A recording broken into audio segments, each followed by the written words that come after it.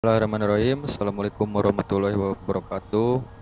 Kami dari kelompok elektronika dasar kelas IF19F yang beranggotakan Yusuf Waryudin, Alan Antoni, saya sendiri Fajar Arifin, Toib Muhayyad, dan Muhammad Aropi yang akan mempresentasikan tugas pertemuan 12 tentang fungsi dan contoh rangkaian konektor.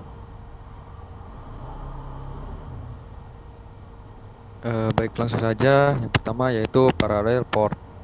Parallel port atau biasa disebut dalam bahasa Indonesia adalah port paralel merupakan sebuah port pada personal komputer yang berfungsi sebagai alat komunikasi komputer motherboard dengan perangkat luar yang bersifat paralel.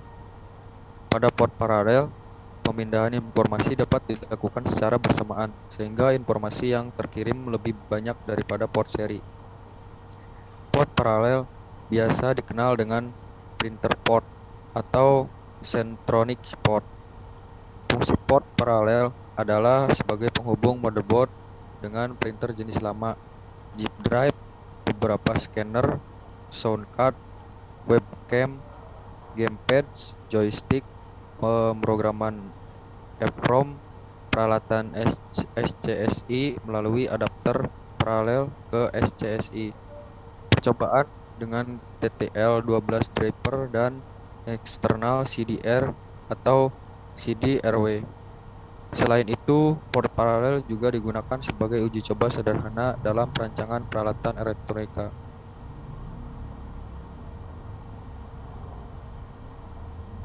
Kemudian yaitu alamat-alamat port paralel. Alamat dalam format hexa 3BC sampai 3BF sama dengan digunakan untuk port paralel yang terpadu dengan kartu-kartu video, tidak mendukung alamat-alamat SCP. Alamat dalam format hexa 378 sampai 37F biasa digunakan untuk LPT1. Alamat dalam format hexa 278 sampai 27F biasa digunakan untuk LPT2. List di bawah adalah tabel alamat untuk DP, PC, dan PS dengan LPT mempunyai base address 378H. Yang pertama yaitu LPT1 DP sama dengan alamat register 378 hexa atau 888. Kemudian LPT1 PS sama dengan alamat register 379 hexa atau 889. Kemudian yang terakhir yaitu LPT1 PC dan alamat register 37A hexa atau 890. Kemudian kelebihan dan kekurangan port paralel. Kelebihan yang pertama yaitu paralel mentransmisikan beberapa bit dalam satu transmisi.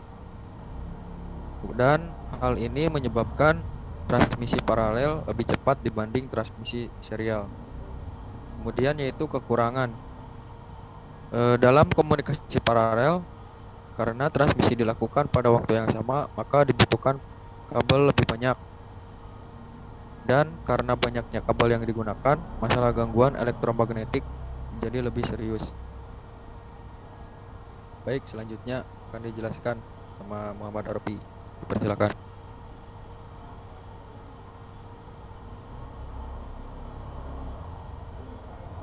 Baik, terima kasih Mas Fajar Arifin atas penjelasannya. Selanjutnya yaitu aplikasi dan rangkaian konektor USB. Sini ada pengertian USB atau Universal Serial Bus.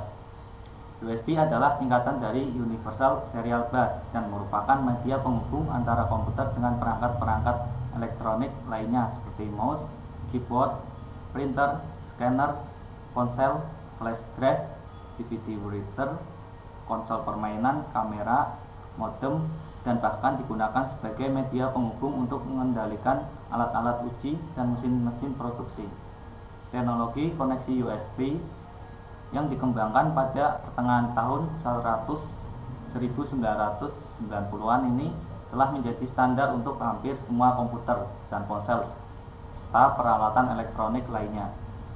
USB juga dijadikan standar untuk pengisian baterai untuk ponsel dan beberapa perangkat elektronik lainnya. Sini ada rangkaian konektor USB.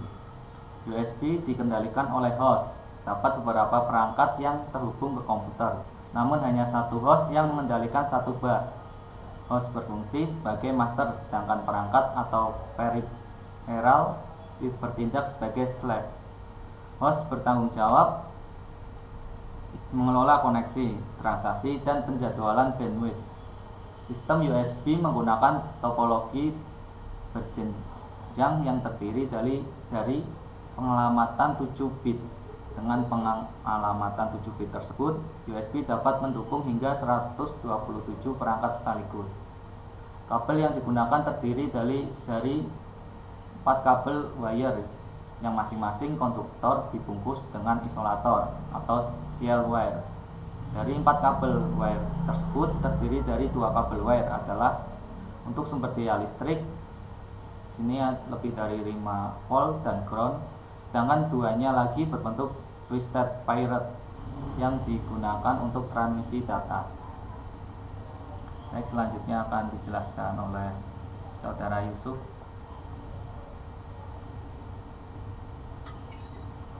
Baik, selanjutnya adalah gambar rangkaian konektor USB. Di sini terdapat gambar pada konektor USB, yaitu terdapat kabel hijau, kabel putih, kabel hitam, dan kabel merah.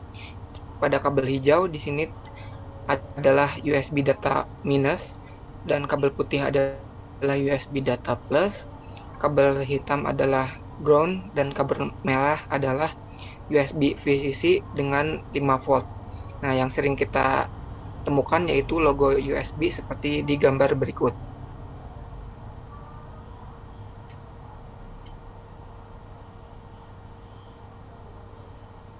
Selanjutnya, versi USB. Di sini terdapat 3 versi USB. Yang pertama yaitu USB 1.0, diciptakan tahun 1995 lalu, diperkenalkan pada tahun 1996. Versi ini memiliki kecepatan mentransfer data sekitar 1,5 Mbit hingga 25 MB. Yang kedua yaitu USB 2.0, diperkenalkan pada April tahun 2000. Versi ini memiliki kecepatan maksimum dalam transfer data sekitar 480 Mbps dan memiliki output daya 2,5 volt dan 1,8 ampere, serta masih memiliki fungsi yang baik dengan versi sebelumnya yaitu USB 1.1. Selanjutnya USB 3.0, diperkenalkan pada bulan November tahun 2008. Versi ini memiliki kecepatan maksimal dalam transfer data sekitar 5 GB per second dengan tegangan maksimal 5 volt dan 1,8 ampere. USB 3.0 ini memiliki ciri warna biru pada konektornya dan masih bisa berfungsi baik pada USB 2.0 dan 1.1. Saat ini versi USB 3.0 mengalami perkembangan lagi menjadi versi 3.1, yang dimana kecepatan maksimal transfer datanya 2 kali lipat dari versi sebelumnya. Selanjutnya akan dijelaskan oleh Taif Muhaya. Ya, kemudian saya akan menjelaskan mengenai beberapa jenis-jenis konektor yang digunakan. Meskipun dikatakan standar, USB masih juga memiliki beberapa jenis konektor tergantung pada perangkat dan teknologi yang dipakainya.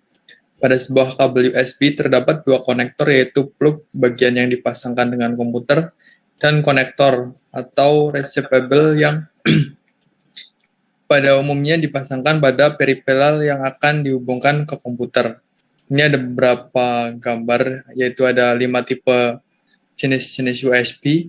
Dari awal yaitu ada USB tipe A, kemudian ada USB tipe B, dan USB mini. USB mini jarang sekali ditemui. Kemudian ada USB micro, itu jangka waktunya cukup lama.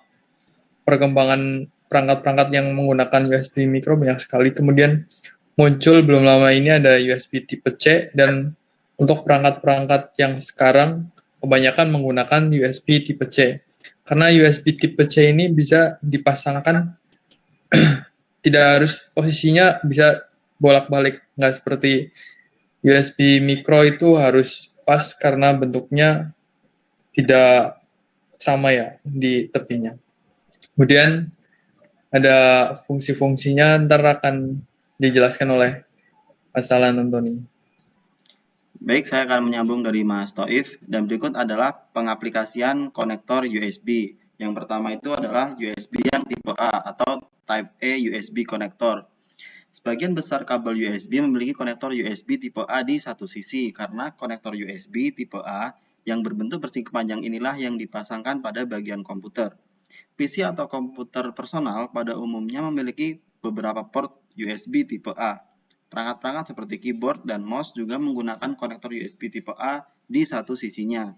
Beberapa jenis adaptor yang dipergunakan oleh perangkat-perangkat elektronik portable juga memiliki port USB tipe A untuk melakukan pengisian ulang baterainya. Nama resmi dari konektor USB tipe A ini adalah USB standar A. Kemudian yang kedua adalah pengaplikasian untuk konektor USB tipe B atau Type B USB konektor. Nama resminya adalah USB standar B.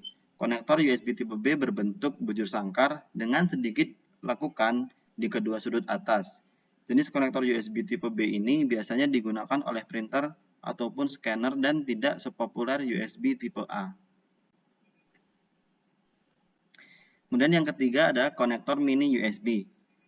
Konektor mini USB ini banyak digunakan pada perangkat ponsel maupun kamera sebelum konektor micro USB muncul. Bentuk konektor mini USB ini lebih kecil dibandingkan dengan konektor USB tipe A ataupun konektor tipe B. Saat ini konektor USB jenis konektor mini USB ini sudah jarang dipergunakan pada perangkat-perangkat elektronik dengan teknologi terbaru. Konektor mini USB ini memiliki dua jenis bentuk, yaitu mini USB A dan mini USB B. Kemudian yang selanjutnya adalah konektor micro USB. Konektor micro USB merupakan standar konektor USB yang paling banyak digunakan di perangkat mobil dan portable saat ini. Hampir semua produsen perangkat elektronik tersebut mengadopsinya. Konektor micro USB ini juga memiliki dua bentuk, yaitu micro USB A dan B. Kemudian yang selanjutnya adalah pengaplikasian dari konektor USB tipe C atau Type C USB konektor. Jenis ini merupakan USB yang dapat dipasangkan terbalik atau dalam bahasa Inggris bisa disebut reversible. Saat ini sudah banyak smartphone, tablet, PC, dan laptop yang menggunakan konektor USB tipe C ini. Secara resmi, USB jenis ini disebut dengan USB Type-C. Demikian presentasi dari kelompok kami. Terima kasih. Wassalamualaikum warahmatullahi wabarakatuh.